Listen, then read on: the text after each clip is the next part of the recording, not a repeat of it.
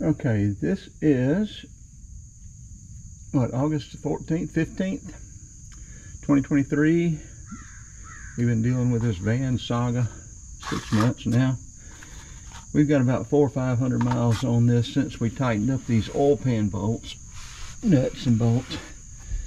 We're gonna crawl underneath here and see what we can see about leaks or anything else. The other day it looked like it may still have a leak coming down from the top, from the intake, or maybe the oil pressure sending unit where it threads in. And I see some oil. No, yeah, I see some oil running down right there. Is that residual coming out of that starter?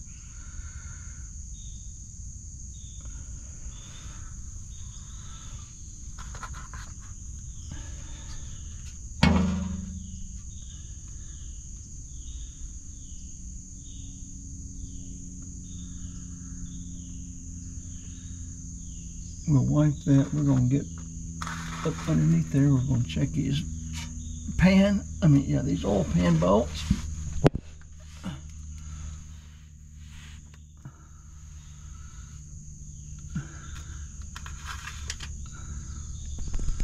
There's a drip right there on the starter bolt. But these pan bolts are dry.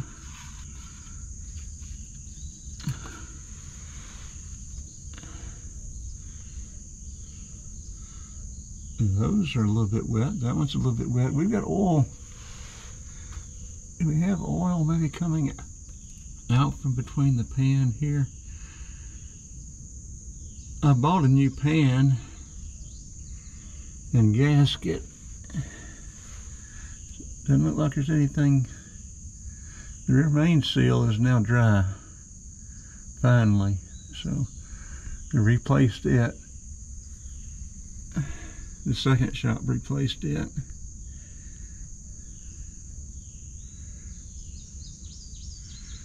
We may need to see, is that oil? That oil's not coming down from the block.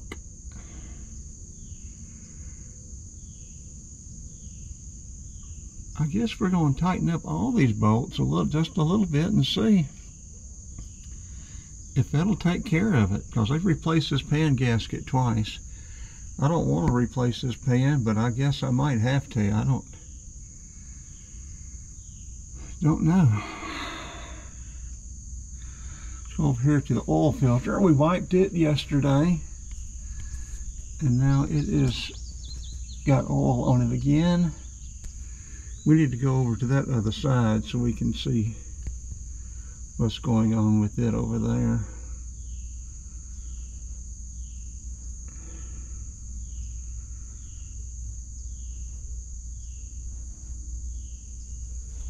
I've got a new oil filter too. We got two AC Delco filters at Summit for $5 each.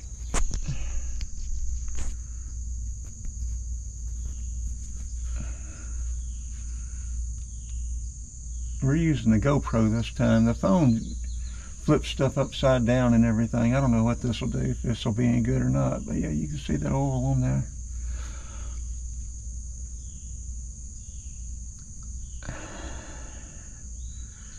Yeah, it's wet. I think we're going to have to put this pan and pan gasket on here. But I'm going to take a trip before I do. Okay, let's turn this off, get in and crawl around on the other side, wipe this clean, check out that other side, see what's going on with that oil filter. Go from there to figure out what we're going to do today. Okay, there is a drip of oil on this nut over here.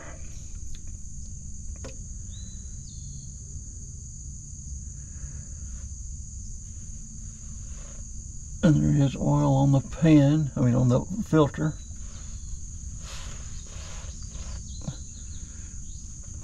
This other side over here though looks dry, except for that one drip right there. I can't tell where it's coming from.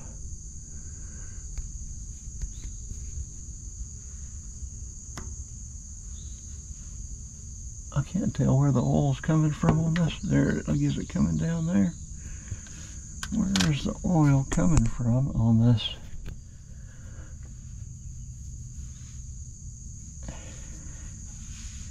Is it coming out of the pan? I mean, out of the filter itself?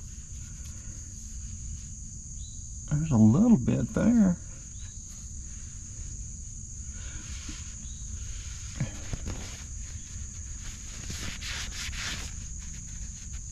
There's a tiny hole in that filter.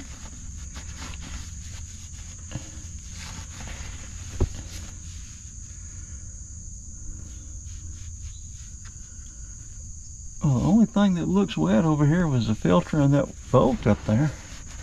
And that bolt just has one little spot on it.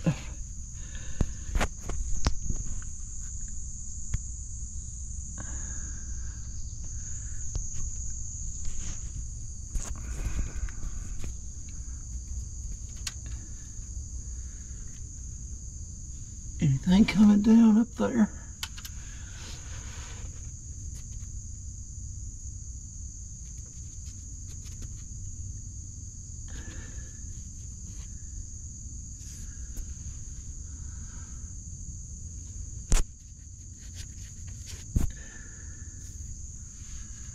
Well, I'm going to tighten up some bolts and we'll see what it does next couple of days. Okay, here are all of our goodies from Summit. We've got some ultra black sealant, we've got the ultra gray, and we've got some Loctite. Ultra gray, we've got some dielectric grease, we've got some anti-seize lubricant, 2 AC oil filters, AC Delco, 1-piece pan gasket, which I like, it's nice and thick. And the pan. The pan was what, $45, $46? $46. The gasket was $43. So there you have it. We're going to be reorganizing the van, getting everything out of here. Reorganizing, stacking everything back in here. All of our stuff. Bicycle up there. Our EcoFlow portable heater, air conditioning unit. Our solar battery, solar cells, gas generator, our drones, underwater drone, aerial drone, all of our photography stuff, and hopefully be able to get out on a trip, at least one weekend or week trip. It's been over 2 months dealing with the wreck from behind and also the leaking oil. Okay, I was planning on pretty much organizing just the way we had it before, except for one major difference, which would be this solar battery and portable heater air conditioning unit. I need a place to vent that AC heater out, and with this new door, with this vent, that gives me the perfect place to do that. But these two units take up so much space. And this portable, these are both EcoFlow. Both of them work very good. Now my 12-volt outlet died on me. I don't know what the problem was, but it died on me.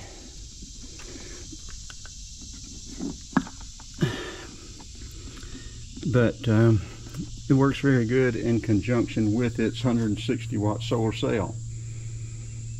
I usually have the bicycle coming right down from there over here, which would be fine, but see, I usually have all my tools back here. A lot of this stuff usually stays back here. Gas generator, my tarps, my extension cords, fuel for that gasoline generator, and I've got this basket. I could get some stuff outside, but that adds 3 feet to the back of this van, and that's also a problem if I get a bicycle rack.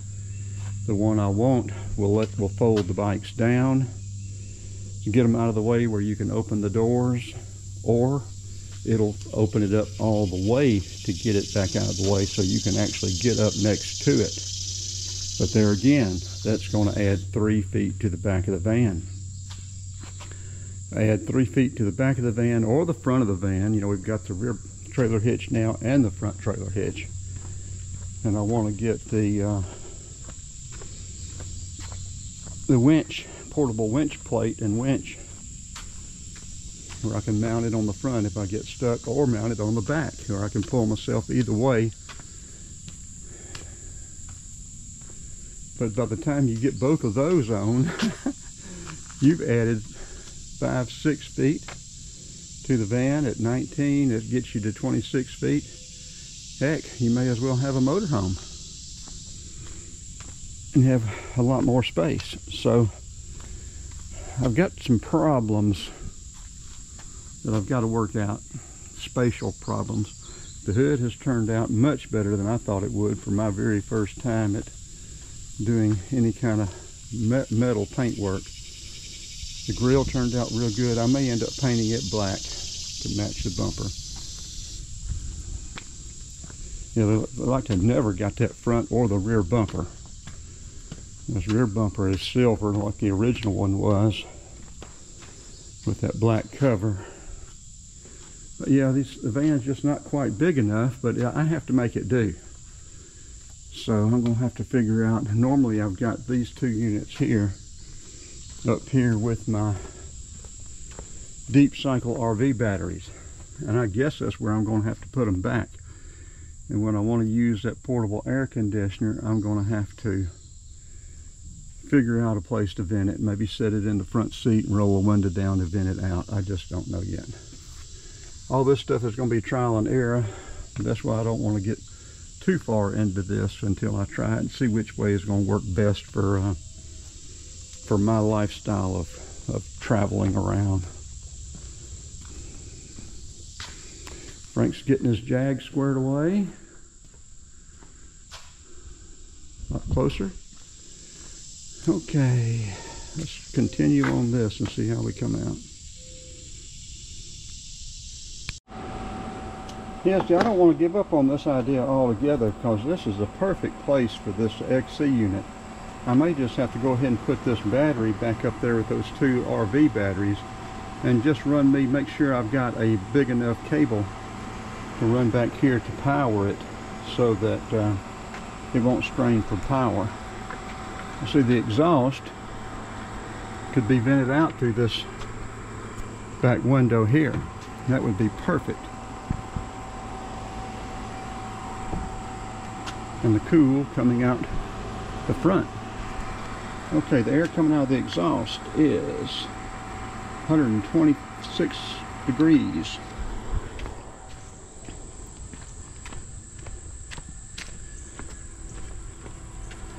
The air coming out of there is at 68, 66. So that, with about 4,800 BTUs coming out of that, that will easily cool this van. Now I do want to get insulation in this van, a closed foam sprayed in insulation.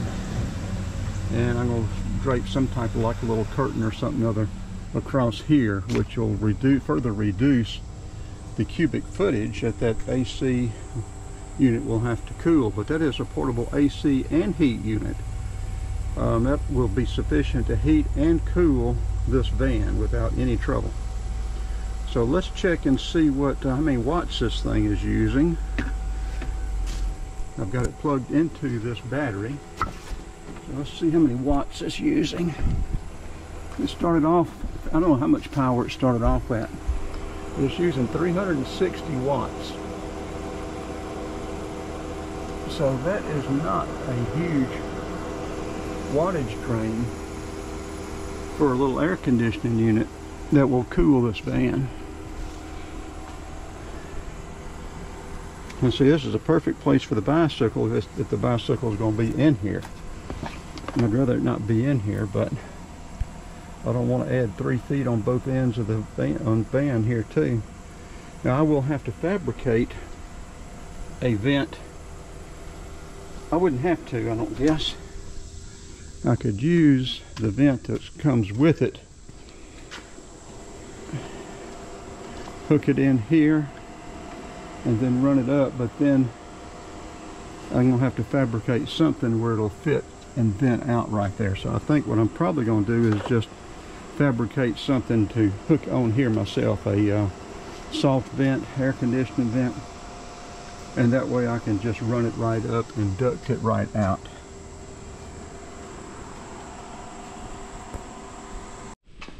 Okay, we're done organizing for today. We've shifted gears. We're going to get some primer and white paint on that spot there. But see, I'm basically doing the same organization. I have tools and stuff back here.